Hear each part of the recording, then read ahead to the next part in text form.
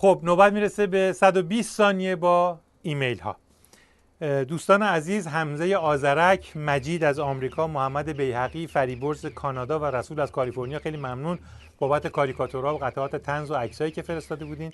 مهران از اسپانیا نوشته که از بچگی بر این باور بودم که هیچ چیزی بی‌دلیل و مطلقاً بی‌خاصیت خلق نشده تا اینکه مناظره کاندیداهای ریاست جمهوری رو دیدم و 10 بار به این باورم شک کردم.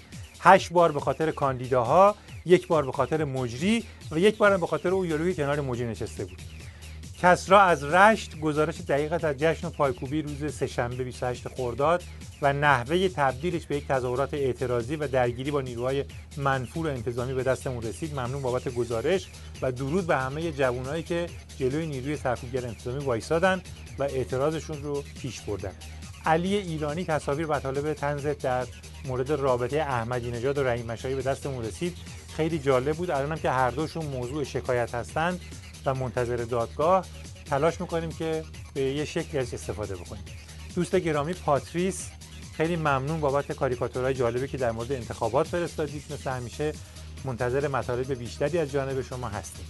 مرتضی از خرمدره نوشته از بسیجی پرسیدن ارتحال چیه؟ گفت یه مریضی خیلی خطرناکیه، امام گرفت مرد. علی نکویی مطالب افشاگرانه در مورد دزدی و کلاهبرداری بهبهانی وزیر راهترابری سابق احمدی نژاد به دستمون رسید، به دست قسمت‌های مربوطه هم رسوندیم.